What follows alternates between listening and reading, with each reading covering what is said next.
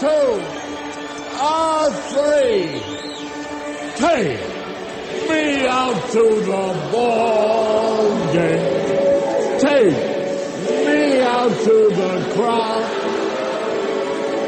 Buy me some peanuts and Cracker Jack. I don't care if I ever get back. Oh, it's root for the Cubbies. If they don't win, it's a shame. For it's 1,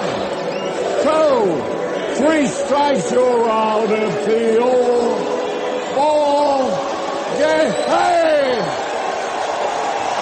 This is the Monday Morning Quarterback on the 10th of June, 2019, Juneteenth, is the day. We have some special programming for Juneteenth. It'll feature the national leader, Dr. Al Sharpton, and his Saturday morning workshop. We thought that was needed. He is covering a diverse of topics, including the 5 young men that were convicted of rape in the Central Park affair, and then later they were exonerated. They were completely innocent there.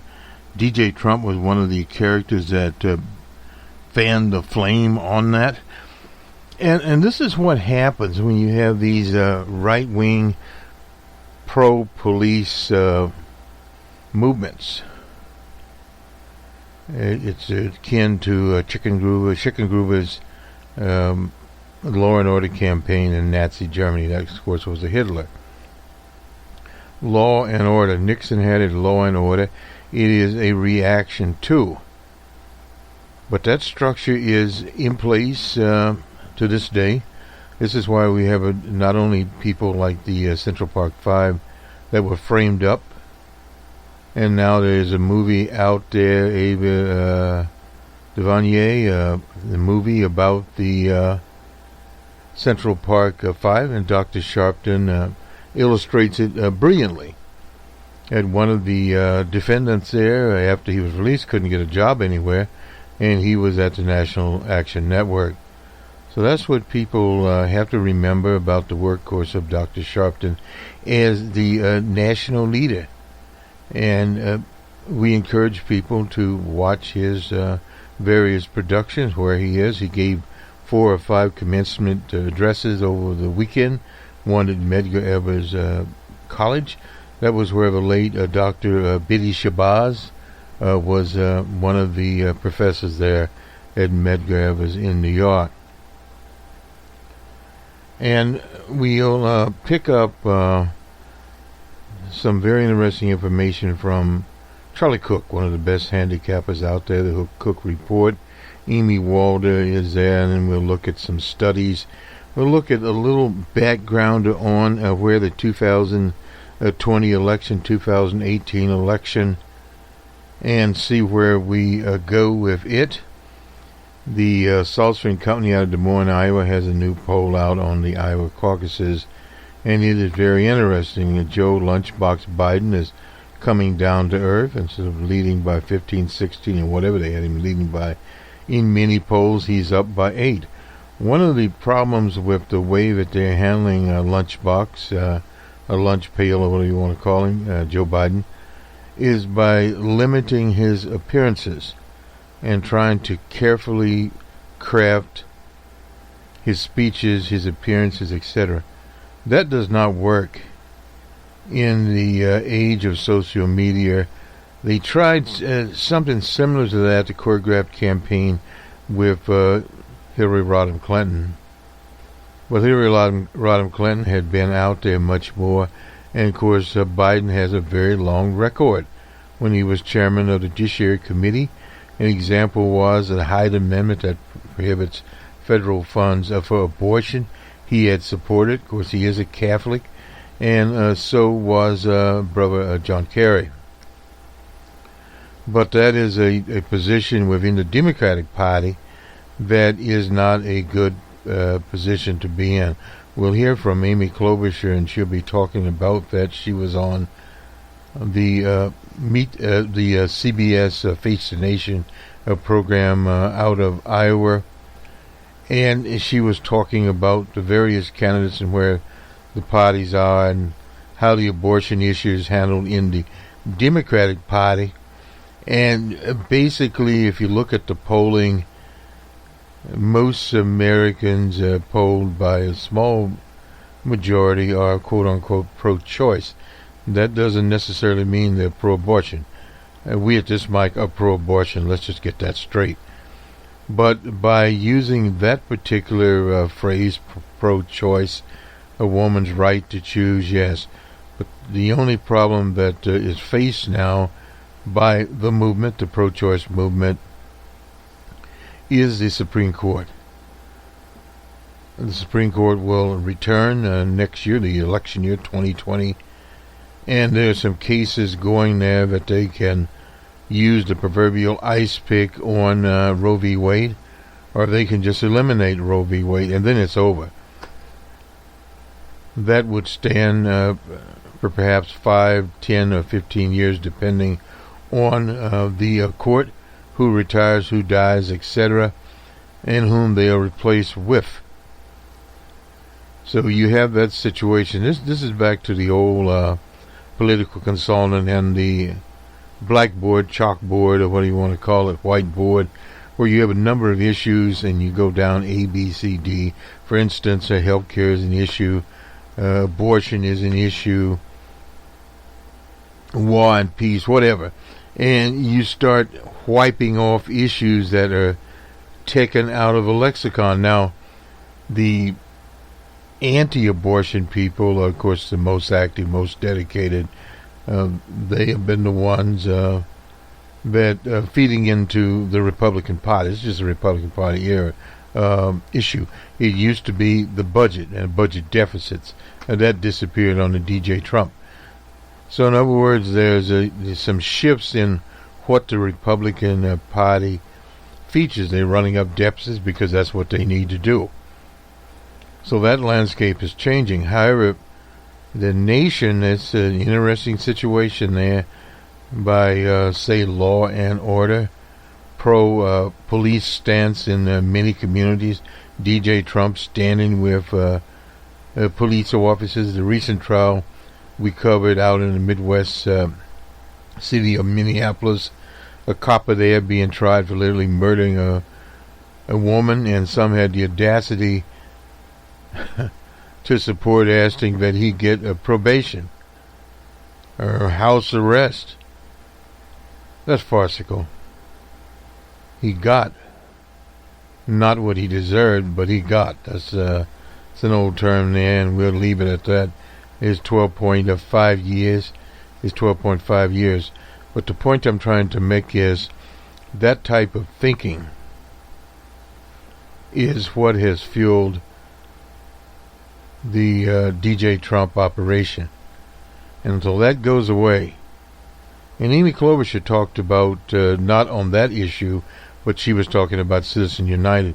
Before real progress can be made, some of these issues have to be addressed, or you're in the same old rut there, and you set up a situation where it's much easier for DJ Trump to return in 2021. Now, there's no necessary blame game out there. It's just some societal things that have to be adjusted, and many of them will be adjusted under DJ Trump.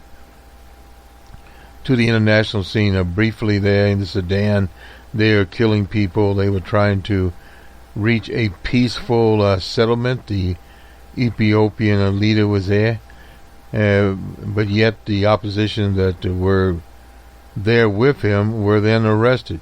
So the problem there is a military junta. That junta is going to have to be replaced before there can be any progress in the Sudan.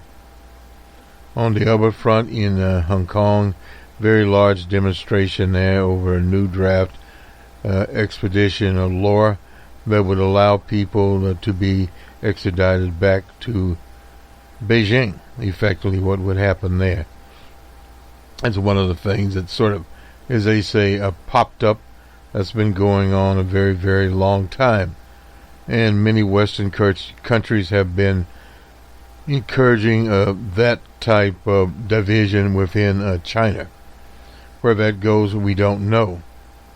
But all of these things are out there. The deal, a supposed deal, a part of the deal, and you hear some of that on Face the Nation. The ambassador from Mexico will be explaining Mexico's position there and what they are trying to do with their police units, similar to what they have in Europe. And a lot of things in Mexico is done as it is done across Europe, etc.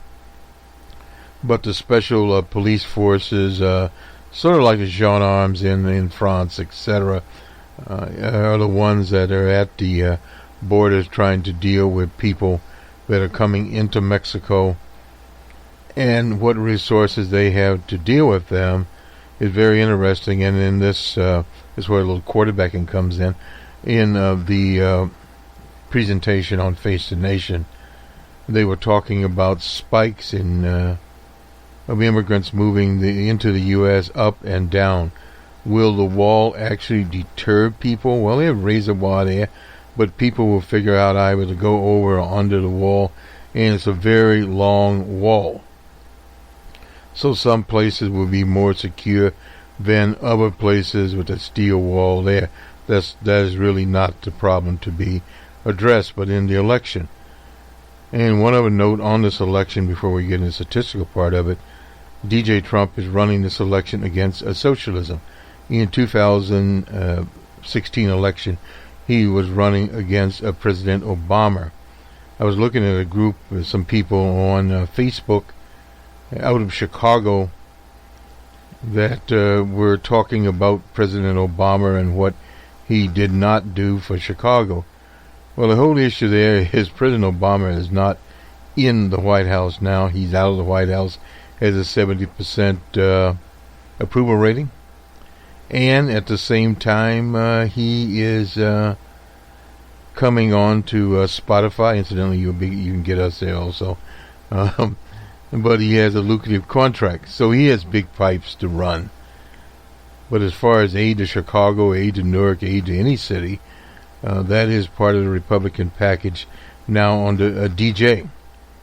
And DJ is cutting those kind of aid there in many, many programs, including housing. That is the condition that things are in. Let's go to Charlie Cook. We won't spend a lot of time on impeachment. It's been talked about. He is writing in where is he writing? The National Journal. Incidentally, his handlers at United Technology are merging their aerospace division with Raytheon, a $200 billion operation. Interesting there. It is difficult for me to this is Charlie Cook, understand the argument made by many Democrats and liberals. He's a nonpartisan there, but he's a middle-of-the-road person. Moving towards the impeachment of DJ Trump, whether he warrants it or not, is that the definition of frugality flies in the face of public opinion and has the potential to undermine their ultimate goal, get a DJ out of office. Anyone who thinks there is a remote possibility of 20 Republican senators voting to convict DJ Trump, remove him from office, is on the influence of something substantially stronger than marijuana. Now, and it lays down some people here. Lisa Murkowski, she's from Alaska. Susan Collins, forget about her. And Mitt Romney, would they vote to convict? But even in the highest unlikely possibility that they all did, there would be 17 or more votes, assuming all 47 Democrats went in that direction. Well, in the Senate, it's impossible. Public opinion on this issue is pretty straightforward. Most people disapprove of old DJ, and he cites some polls. The CNN poll showed 41% favoring impeachment and removal from office, 54% opposing it, and you can see where that was by CNN. I wouldn't really take that to the bank as it's going, but he does cite 20 years ago, and we talked about this. The people from the crystal ball laid out some impeachments and what had happened there. Actually, presidents and midterm elections, of course, Bill Clinton being impeached, roared right back, and that was the end of that story right there. Now, it's Democrats who come out in favor of impeachment reflect the base of the party, but not many rank-and-file members, certainly not those freshmen who gave them the majority and have done the same. And again, a CNN poll here, various characters, won't get into that. There are those who believe that Trump sincerely hopes House Democrats will impeach him, no doubt about that. I'm not sure that would work, but it beats the alternative. He does likely need to change the venue from the election to be about something else, such as a Democrat cabal. Well, he's decided to run against socialism, at least temporarily here. But he may find that's a little too abstract for the people at this point in time. And a lot of that would depend on who the nominee of the party is. He would run against that, obviously. If it were Bernie Sanders, not so clear. If it were, say, Elizabeth Warren or Amy Klobuchar or Kamala Harris, etc., they are not in that orbit. For the most bitter Trump haters who could it be sweeter than watching him fight to stay out of jail, possibly not succeeding in that. It circumvents the constitutional concern of prosecuting a sitting president. Well, that's really not an issue there. You're not going to prosecute a sitting president or a president if it's not sitting. The U.S. judiciary is just not set up to convict presidents and send them to jail. Perhaps ex-vice president, but not ex-presidents. Sends a very bad message there. Another president would no doubt pardon that person.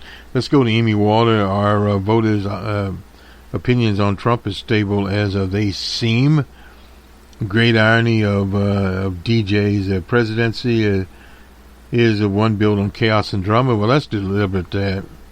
Is how stable it is. By that I mean the stability of opinion of this president, despite all twists, turns, tweets over the 3 years. A few votes have changed their mind about him. A January Democracy Fund study survey found that 85% of Americans have consistently held the same view about DJ Trump over the past 2 years. Last month, the Democrat-funded voter study released results of a January survey. And we have it here. This is of 6,779 Americans. They found that while opinions of the president have been very consistent since 2019, Obama Trump voters have had a significant change in their view there. And those were voters that voted for economic reasons for DJ Trump. More than 8 in 10, 85% of the Obama Trump voters held a favorable view of the president. 19 percentage points higher than in 2019, 66%. In other words, while Obama Trump voters still overwhelmingly support the president, that support is softer than it was back in 2016. But that is usually the case. They did not find any significant movement amongst any other group of voters like those who supported Willard Romney in 2016, and those who voted for Romney in 2012 and Clinton in 2016, while the Obama-Trump voters remain as supportive of the president. Even a small movements amongst those voters who represent 5% of the voters in 2016. That seems like a little bit high. May prove significant heading into 20. And this is the chief scientist at the Democratic data firm Catalyst, Yara Jahida? Jahida? No. Jahizer. Anyway, made the case that while the turnout was a key factor for Democrat successes in 18, a big piece of the Democrat victory was due to Trump voters turning away and voting for Democrats. Well, yeah, you're going to have some of those. In 2018, Democrats won the national vote by 7 percentage points.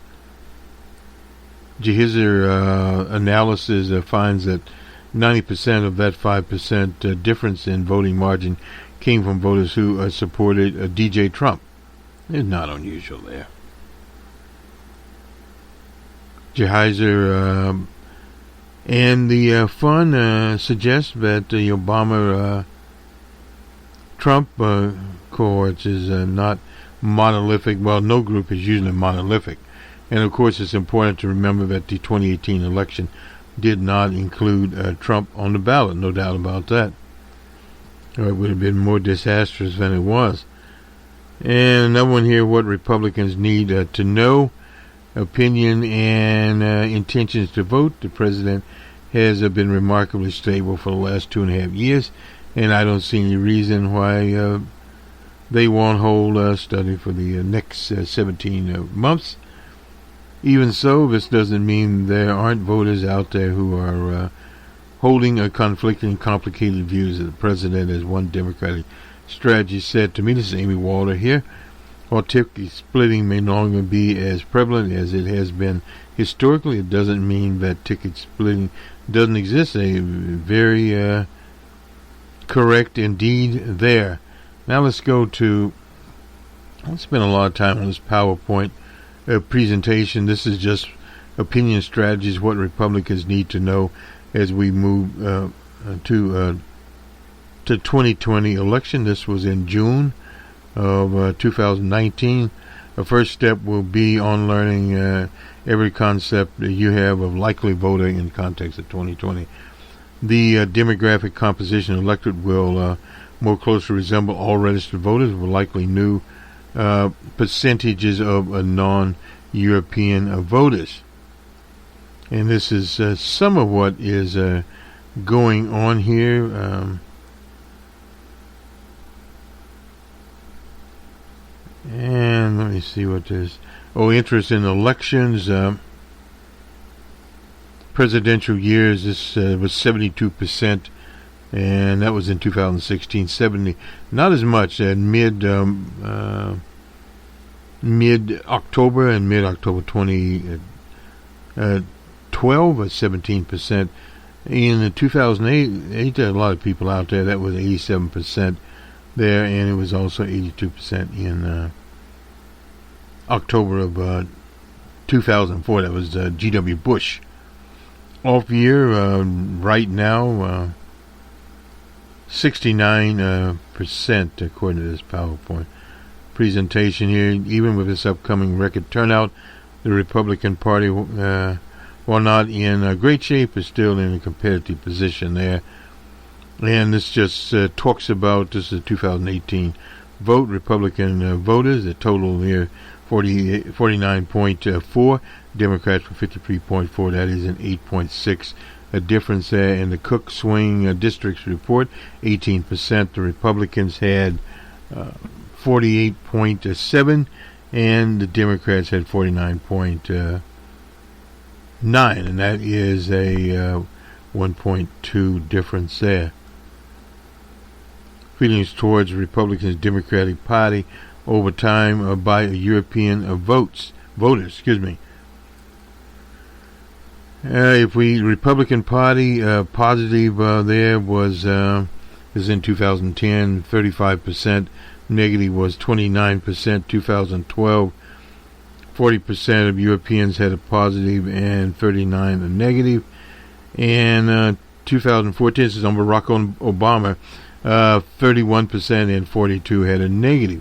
That is a negative 11% there.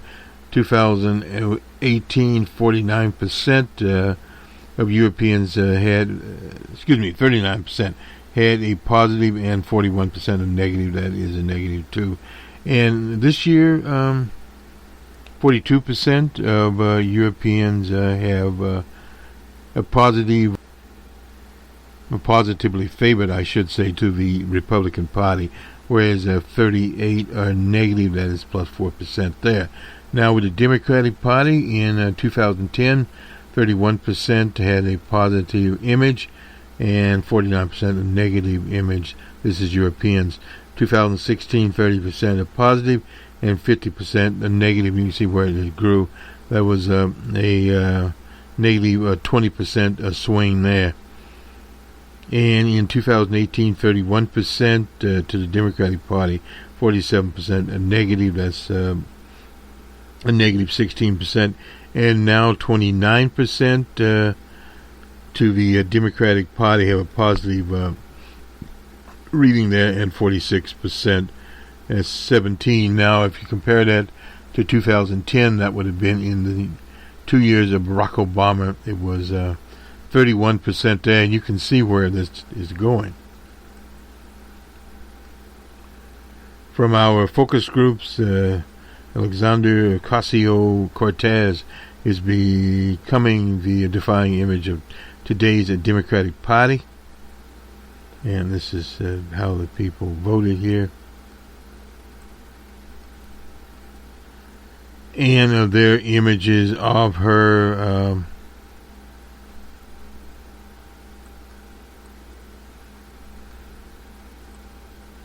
the gap between the party, younger, you're talking about the GOP. Climate change is their most important issue. Data amongst first wave of Generation Z voters not favorable towards the GOP. You can kind of figure that out. A negative 28%, 2018. We're going to go through all the genders, even increasing problem. There's a new all-time split between men and women voting in 2018. A net of 23-point difference there. So you can kind of see these margins between men and women, where the gap is. Very big gap there. Is 23 points. The composition of the Republican Party has shifted in a surprising way. Our margins now rest on a very different groups of less well-educated voters. And they talk about in 2010, 50% non-college Republicans, 2018 59%. Total college types. Now this is, they still got it. These are Europeans, incidentally. 29% in 2018. And for non-Europeans in 2010 had 10%, but there's a lot of people counted here. And in 2018, 12% and 11% there. Probably lost all European college votes by 8 points in 2018. It basically says the difference there, Republicans had 45% and the Democrats 53%. So there's a big difference here in terms of where they are. There is a stable difference between self-described progressives versus liberals, etc. Progressives 10, liberals 8, so it's 27%. Moderates 31% and conservatives 29%. And libertarians, now they are together there. And DJ Trump, they have him pegged at 44%. He's been in the 40s. 54% disapprove of him. View of government in Washington. 48% keeps shrinking keep shaking things up. Oh, okay. We need to keep shaking things up and make major changes. Now that's 48%, 45% more confidence. Democratic primary voters are currently comparison shopping. Well, no doubt about that. And then they list, Biden, he's at 97, Bernie at 98, Elizabeth Warren at 90, and they list Kamala Harris up here. The enthusiasm, that's going to drop for Biden. They have it at 70%, Bernie at 62%, Elizabeth Warren at 57%. That's going to go up.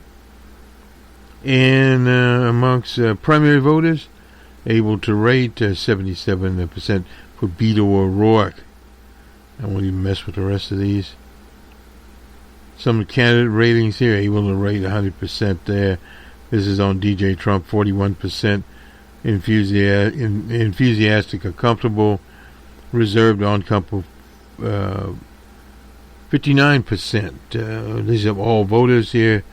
Joe Biden, comfortable 47%, uncomfortable 49%.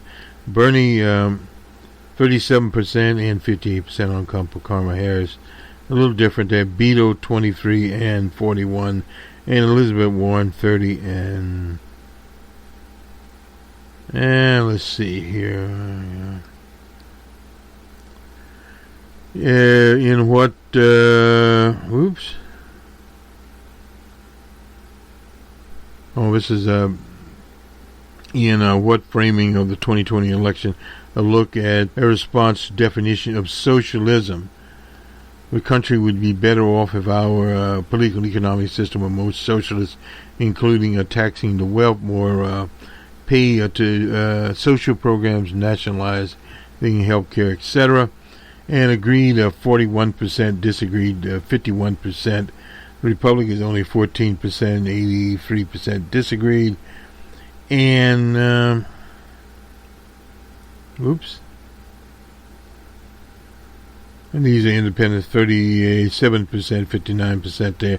And Democrats, 77% agree. And very tricky question here, because really these are elements of a good government, a social democratic government, not a socialist government. The country would be better off if our political economic system were more socialist, including taxing them. Younger voters are getting more embracing this description of socialist politics.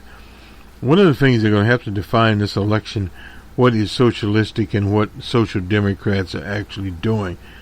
So opposition to socialist politics have a critical advantage for us amongst key demographics. European suburban women, 40% agree and 57% disagree. All suburban voters, 41% agree. This is the definition I read before. 56% do not. And key presidential states, 54% disagree. The country would be better off if our political economic system were more socialistic, including taxing the wealthy, more to pay for social programs, nationalizing health care, so it government run and redistribution of wealth. That is really a loaded question there. Democratic Party slides towards socialism. Party positions open up there. This highlights of Alexandria Ocasio. Swing voters understand free is not free as a powerful way to capture the Democratic agenda. It reinforces concern about voters there. Let me just look at our time here, how you're going to be running here. Okay, we're running out of time. And we won't get to the base Democratic Party. Let me just grab Walgreen. Walgreen is cutting long-time health benefits for retired workers, an unusual move there. This is from CNBC. They have a woman here, Maria Alessio. Loved working for Walgreen Booth. She's 61 years old. She decided to retire in last fall at 61 because she could no longer take standing all day. She's a pharmacist, and she and her fellow pharmacists traveled to Italy to celebrate. Then the day after they returned, she received a letter from Walgreens saying that it would no longer subsidize Alessio and her family's health insurance on the new restrictions on benefits for retired workers. Now, here's her situation. She currently pays $27,600 annually for health insurance for herself, her husband, and her son.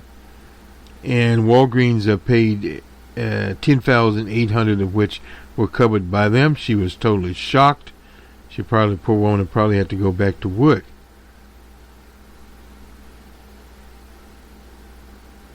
Now, they will not longer subsidize medical benefits for former workers who haven't turned 64 by the 31st of March, citing rising and unpredictable healthcare costs. Alassio is now 62. The cuts have raised uncertainty. Her son will turn 26 this September.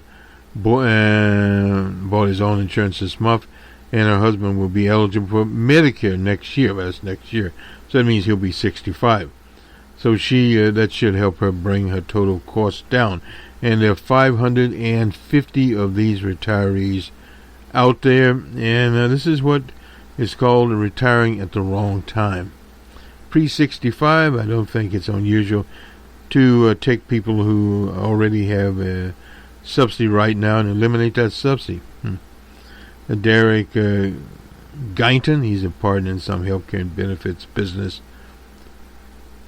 Mercer. Well. So that kind of tells you a sign of the times, they said, and this is a situation here. They have done it in a variety of ways. For instance, companies such as General Electric, IBM, moved retirees off of the group health plan and into a private exchange in the marketplace with several plan options that outside benefit firms manage. Those are usually very, very negative operations there. According to a survey, 2018 survey, the 554 workers insured by a broker called Willis Tower Watson, 38% offered some type of financial subsidy to current retired workers, paid for medical benefits before they're eligible for Medicare. 30% extended the benefit to current workers, and just 19% made it available for new hires. This is pitting one group of workers against another group and cutting costs. Pharmacies are getting paid less to fill prescriptions as insurers squeeze them. The price of drugs they frequently dispense aren't increasing at the same rate they used to because of changes with drug manufacturers.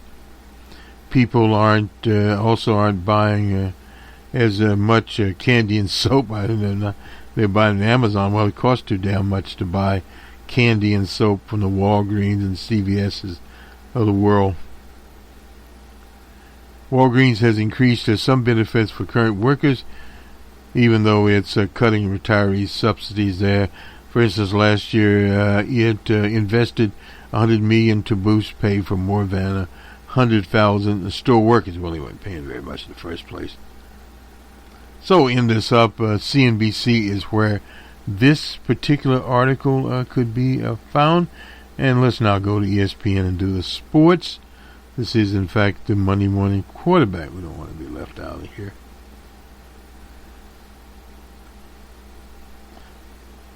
As the Bruins in Game 6 now, the series is tied up 3-3.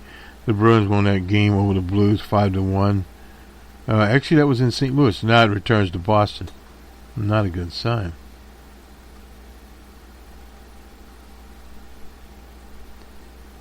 Okay. Let us roll on here. Mr. Nadal won the French Open. We can leave that. Now, this is college baseball here. Duke was defeated by Vanderbilt 13-2. Florida State 5-4 with LSU. In 12, it looks like here. Texas Tech defeated Oklahoma State 8-6. Mississippi State 8-1 over Stanford, and here's Michigan 4-2 over UCLA. This is in the regions in let's see, the LA regions, yeah.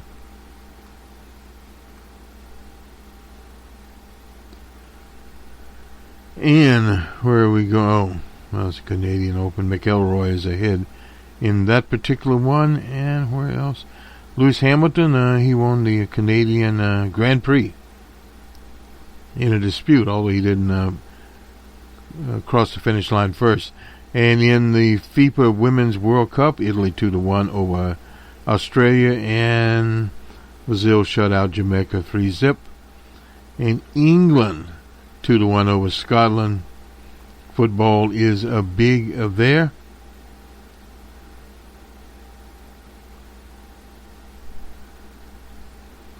Okay. Now let's go to Major League Baseball here. Something that we know. Nonetheless, this was on Sunday night. We're having this problem. Anyway, the Rays 6-1 over the Sox. That was in Fenway Park. The Reds 4-3. That was a game we tuned into over the Phillies in Philadelphia. The D-backs 8-2 over the Blue Jays in Toronto. The Rockies were defeated in New York 6-1 by the Mets. The Twins in a shellacking in Detroit 12-2 over the Tigers. And in 10, the Yankees 7-6 over Cleveland. And in 12, Atlanta 7-6 over the Marlins in Florida. The Astros shut out the Orioles in Houston. The Brewers 5-2 over the Pirates in Milwaukee. The White Sox are 5-2 over the Royals in Kansas City. The Athletics 6-5 over the Rangers in Dallas or wherever they play. The Mariners 9-3 over the Angels in California. The Dodgers beat the Giants. Big series there, 1-0, and holy moly, Bumgarner losing that one. Kenley Jensen won it, and Mr. Bueller was a winner there for L.A. The Nationals are 5-2 over the Padres down in San Diego, and the Cubs finally won one in Wrigley, 5-1 over the Cardinals. Wainwright lost that game, and Hendricks finally won a game, and Pedro's. Some sad news here. David Ortiz was shot in the Dominican Republic in the back, evidently, and he was in stable condition. Very sad situation there. I guess we'll leave it where we are leaving it here, and I don't think we'll have time here to go to sport and find out the cricket scores. Here we go. No, sorry about that. This is England and Scotland 2-1. Here we go with the cricket score. I don't know why we're doing cricket. Who knows? Maybe we've run out of things to do here. Where are the scores?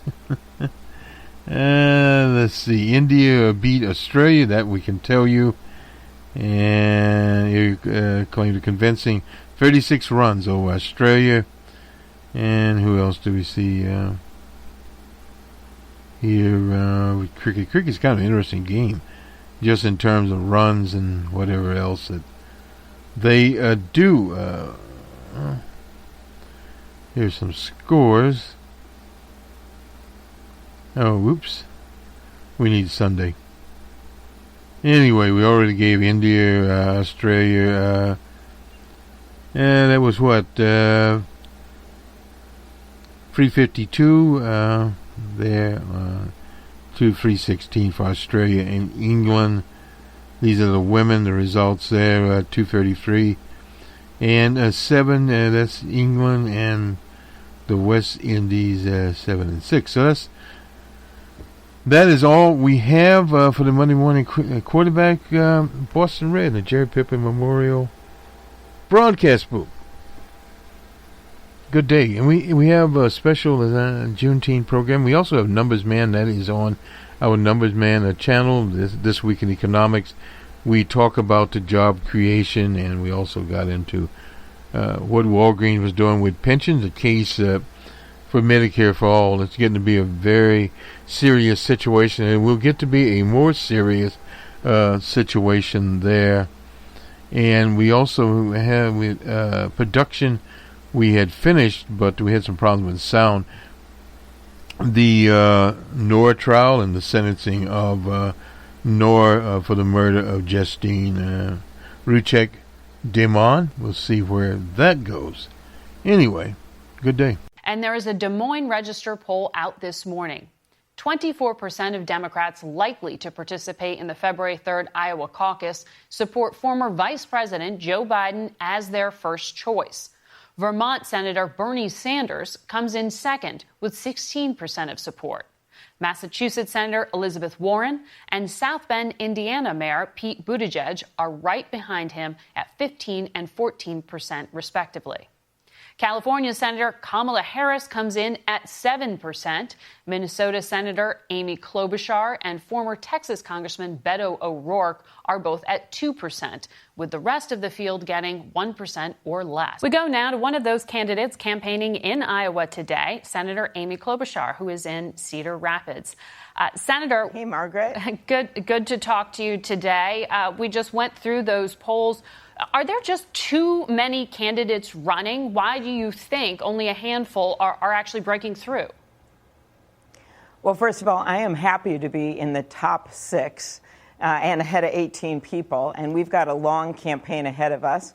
I've always been a Vikings fan, and I can't tell you how many games, Margaret, where the Vikings were leading in the first quarter and go on to not quite make it. So I think you see a fluid race. And yes, there are a lot of candidates, and you're going to see that narrowed down over time. I'm clearly on the debate stage and expect to be there in the fall. And I think that's going to give opportunity to voters in Iowa and all across the country to really narrow it down. And for me, being from the Midwest and someone that's running on a track record of getting things done, being effective, passing 100 bills where I was the lead Democrat since I've been in the Senate, I think those are things that are going to matter to people. They want to see a vision that is not Donald Trump's, that's not chaos every morning with every single tweet. The people here in this state, like all states around the country, want a true leader who's going to get stuff done for them and cares about things that matter in their everyday lives, like the cost of pharmaceuticals or the fact that we've got so many farms going under here in Iowa because of his trade war and the way he's handled biofuels with secret waivers that he's given to the oil companies. You name it, there's a lot of people, despite the fact that our economy's been at a stable state in the last decade, it's getting harder and harder for a lot of people to make it. So Senator Kamala Harris made this case last night that she is a prosecutor. That's her definition. Joe Biden, the former vice president, sort of paints himself in restoration, familiar. You hear Bernie Sanders as a revolutionary, as a Midwest moderate. What actually defines you and breaks you out of the pack? Well, what breaks me out of the pack is the fact that I have passed 100 bills where I'm lead Democrat and have been consistently considered one of the most effective senators on a lot of different surveys. The other thing is I'm able to win in red districts. I've done it every single time, won every single red congressional district. And that's not by selling out on my values. I'd say I'm a proven progressive, and that means I put the progress back in progressive. But it's because I go where it is not just comfortable. I go where it's uncomfortable. I meet people where they are. I was in Cresco, Iowa just last night. We had a big crowd there, proud to announce 2 new legislators supporting me down here in Iowa. So I'm running this as a grassroots campaign, and I'm doing it the right way with grit. I've always been the one that people didn't expect to win, but I have won every single race I've ever run. And I'm going to go in there with looking at our entire ticket and how we lead from the grassroots and bring people with us. What about on the issue of abortion? This is clearly emotional. It is divisive. It is something that does bring people out to vote. Is there any room for a Democratic candidate who supports abortion or excuse me, who does not support abortion and, like Joe Biden, doesn't think there should be federal funding for it? Okay, well, I'll just make my position clear on this. I think what's going on in Alabama and Georgia and these states that basically have said doctors should go to prison, that women should not have a choice at all, I think that is just wrong, and the vast majority of Americans are going to be against that, and I think that has been proven out. And 73% of Americans don't want to overturn Roe v. Wade. I also think you do have pro-life Democrats in our party, and that's their personal view, and that's fine. I think you also see them not wanting to put that view on other people, and that's why it is my position and the strong position of our party that we believe you shouldn't be putting doctors in prison for women just simply exercising their right to choose what they want to do with their bodies. But on that specific issue of using taxpayer dollars, federal funding of abortion, the Hyde Amendment issue that came up this week, when you were asked about Joe Biden changing his position on it, you said it would have been a big problem for him. Do you think that this was a difference in conviction or just a matter of politics?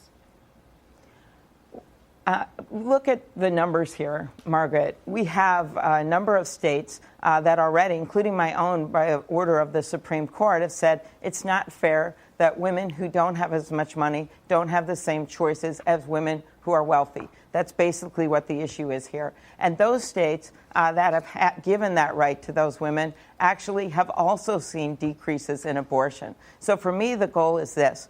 We have choice in our country, but that we also make sure that we have reduced the number of abortions, which we've been doing. Why? Because we have contraception available, because we've funded Planned Parenthood.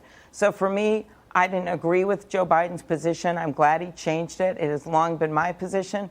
But you look at the facts here.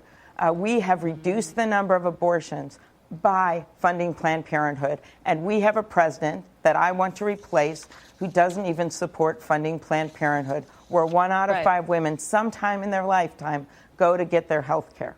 Very quickly, since you're in Iowa, do you think President Trump's brinksmanship will pay off, particularly for farmers there? I don't think so. I mean, he's becoming the threatener in chief. He is literally treating these farmers. I'm running out of time treating these here. farmers.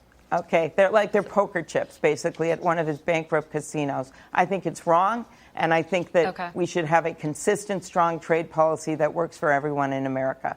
We'll be right back. Too soon to celebrate. Good morning, Margaret. I'm really thrilled to be here in Face the Nation. And yes, we were following the rally yesterday at Tijuana with the saying, Mexico United is stronger, and we want friendship and dialogue with the United States. So the idea of the rally was to inform the declaration that we agreed to, and saying we avoided the imposition of tariffs, and we want to continue to work with the U.S. very closely on the different challenges that we have together. And one urgent one at this moment is immigration. Mm-hmm. And this is just a declaration of principles. This isn't a signed agreement. It's a joint declaration of principles, which is the base that gives us the base for the roadmap that we have to follow in the incoming months on immigration and cooperation on asylum issues and development in Central America. So in 90 days, negotiators will reconvene, according to this announcement. There's a 90-day timeline. How quickly does your country think that you will see a drop-off in these migrants? We will deploy the National Guard from Monday. I want to explain that this deployment will take place now because until 2 weeks ago, we were still discussing the laws to implement the National Guard. So the deployment throughout the country has already begun, and it will increase next Monday. So we will see how the results of the deployment of the National Guard, which, by the way, is not similar to the National Guard of the U.S., it is not like the National Guard of the U.S. It is a police force based on the models of the European military police, like the Carabinieri, like the Gendarmerie, like the Guardia Civil Española. So we have to understand that. When people talk about deployment of troops, they are wrong. What we are deploying is a police force, and we are deploying it to put order in the border. So we would hope that this will bring results in a very relative short term, like in a month or a month and a half. Well, for the past 3 months, there have been more than 100,000 migrants crossing the U.S. border. Last month alone, 132,000 apprehensions. That was up 30%. Did the Trump administration give you hard numbers, say we need to see a 30% decrease before we go back to putting a tariff threat on the table? No, what we talked was that the numbers have to go down like to previous levels that we had maybe last year or in 2018. What we are seeing is that this surge of migrants really was totally unexpected, both for Mexico and for the U.S. If you think that almost 1% of the Honduran population has left the country in the last 5 months, and the same for Guatemala, then you have to realize that we are really in front of a humanitarian tragedy. And that is why we need to address the humanitarian tragedy with the elements that were put on in the declaration: the enforcement search and enforcement of Mexican migratory laws, the expansion of the MPP. Then we will continue to have technical talks almost weekly, and then to evaluate constantly what is going on in these 90 days. And then the commitment to cooperate with Central American countries for their development and prosperity. So it sounds like there are a lot of details that will still be worked out on how this is actually going to work. What are some of these side agreements that the president is tweeting about? I think there are a lot of the details that we discussed during the negotiations and during the conversations that we didn't put in the declaration, because this is different paths that we are to follow. Let's say we even discuss at a certain time how to put more emphasis in the rural areas of Central America, where 60% of the migrants are coming from. So, and we have been putting more effort on security and good governance and training police, but very little in the rural areas. So this is the kind of things that we will continue to work.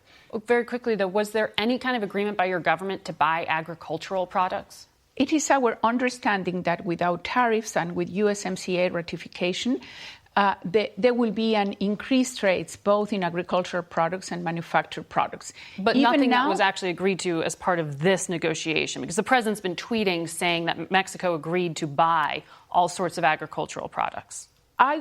What I would say is that even now, we are the second buyer of the U.S. in grains and meat and this. We have an integrated economy in the agricultural sector. Of course. We export fruit and vegetables to the U.S., also contributing to a healthier diet in the U.S., and we buy basically grains and meat. So the trends are already there. So what we are expecting without the tariffs is an increase. You have to remember that until last year, we were the third trade partner. We are now the first. So we are your most important market, and you are our most important market. Is trade on agricultural products going to grow? Yes, it is going to grow, and it is going to grow without tariffs and with USMCA ratification. But there was no transaction that was signed off on as part of this deal, is what I understand you're saying. You're just talking about trade. I'm talking about trade, and Understood. I am absolutely certain that the trade in agricultural goods could increase dramatically in the next few months. All right. Ambassador, thank you for joining us. Thank you very much, Tracking Margaret. to see how those negotiations continue to go. We'll be right back with our political panel.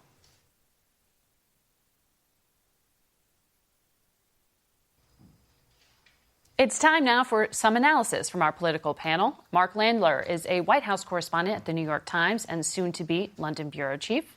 Karen Tumulty is a columnist covering national politics at the Washington Post.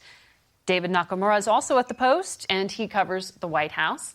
And Kelsey Snell is a congressional reporter for NPR. Good to have you all here. Mark, let's pick up where we just left off with the ambassador. It sounds like there's no signed agreement. There are a lot of details that still need to be figured out here. But the president has declared victory in avoiding the tariffs he threatened to put on Mexico. That's right. And it's a pattern we've seen repeatedly with this president. He sort of creates a crisis, has some sort of a fairly general resolution to it that's lacking any details, and then declares victory. This is what he did with the North Korea nuclear crisis in Singapore. In this particular situation, there's some very important sort of unresolved business, the most important of which I think is this concept of third safe country. The United States wanted Mexico to agree to this. The Mexicans have not, in part because Doing so would require them to get their own Senate to ratify this measure. And I think there's a great deal of concern in Mexico that announcing something like this before it's ratified would lead to a renewed surge in migrants. So there are key parts of this that are unresolved. But you have to say, from an economic point of view, from the market's point of view, from the potential impact on the economy, he's stepped back from the brink. I think he'll probably be rewarded with a very strong market opening tomorrow morning. And in some sense, he's right. He has resolved, for the moment, the sense of crisis. He hasn't resolved the problem longer term. And Karen, we had a Republican senator who had been concerned about the president's threat, praising this brinksmanship. Does this in some way empower the president to defy his party and continue to use tariffs as his chief tool negotiating? Well, certainly everything with this administration ends up being defined as an economic question. And it will be interesting to see if there's anything that comes along that what the ambassador said that was so striking is that, that the countries that are sending, Honduras, Guatemala, have each lost 1% of their population in the last 5 months. It seems like any kind of long-term solution is going to have to deal with the factors in those countries that are driving desperate people out. And, ultimately, you are not going to see the kind of reduction in numbers that the president is going to want and need unless you are dealing with what, in fact, is causing the migration. Exactly right. We quoted former DHS Secretary Jay Johnson, the Obama administration, just this week, talking about unless you address those push factors, which takes years, you're not going to see the numbers. And he has personal experience. We saw the numbers at the borders from Central America swell under the Obama administration in 2014. We saw children being held in border patrol stations and agents trying to deal with changing diapers and feeding them. And that had a huge impact politically in the United States. There was a big response, including from the Mexican government, more enforcement. The numbers dipped the next year, but then went up even more in Obama's last year. And that pattern has happened again under Trump. We saw the lower numbers in 2017. Now they're higher than they've been in 12 years. And what you saw with the president announcing this deal is he has kept the threat of tariffs on the table. He said, I could come back in a few months, 90 days or more, come back at this again if Mexico does not respond. And the truth will be in the numbers at the end of each month, where you could see a dip, but it could go back up. And that general agreement, the declaration we saw, Kelsey, did mention support for these Central American countries, but there were no specifics. You had Senator Blunt say, I support more foreign aid. But does Congress actually do anything to back up what the president essentially promised to do? Well, the problem with Congress is they have traditionally shown that they cannot get immigration bills passed. And one of the questions that still remains out there is, what do they do about people who are coming to the border? How do they handle the people who are already coming? And what do they do about asylum seekers and the legal immigration process? All of which they haven't been able to answer in a way that actually moves the ball forward or brings them any closer to actually passing anything. And that's even further complicated by the fact that, immigration is now, because of these tariffs, become very deeply intertwined with the conversations about trade. And that's something that Congress is deeply concerned with. And there are, particularly in the House, a number of people who are very worried that if they don't get this USMCA, the trade agreement with Mexico and Canada, through, that they'll just lose all of their trading opportunities with these countries. So the two issues are now so deeply intertwined, it's hard to see how they figure it out. And you had the ambassador gesture to that, but diplomatically acknowledged there was no deal to buy American agricultural products that the president said on Twitter there was. That's right. And that's sort of, again, typical of President Trump. He often will sort of go a little bit further than the details in the agreement. I think it's worth pointing out one other thing, though, and this is where the intertwining of trade and immigration becomes important. There were some real warning signs late last week in the latest jobs number, in some of the financial statistics, the bond yield, that suggests that the economy is actually more fragile and more vulnerable to being hurt by tariffs, the impact of tariffs on the economy, than perhaps we thought as recently as 3-4 weeks ago. And I have to believe that entered into the president's calculus. He has to be thinking about all of this in the context of 2020. What he really has going for him has been the resilience of this economy. If that doesn't hold up, he has another much larger problem on his hands. I think that played into his thinking. And it's interesting, Karen, when you talk to some of the 2020 candidates and you ask them about running against the Trump economy and the strength of that, they often point to the vulnerability of American farmers. But American farmers, have they shown any sign of pulling back from supporting President Trump? They are concerned, and they are feeling the impact already of the trade wars. But in my own interviewing, and what you see too, and in other reporting, is the support does remain relatively strong for the president. And a lot of his supporters in Middle America say, okay, this is causing a little bit of short-term pain for me, but I have confidence the president has a long-term strategy out there that is ultimately going to pay off. The question is whether they will still feel that way a year from now. And do we see any vote, by the way, on what Senator Blunt was saying is in terms of these unaccompanied children running out of money to take care of them in U.S. custody within 30 days? No, it's very hard to see how that becomes part of the things that they need, that they pass before Congress goes out of town. I mean, they don't have much time left. They are going on break that they go on every year and at the beginning of August, and they need to get a lot of things done, like spending agreements, and they have a lot of nominations to process. The calendar is just very tight.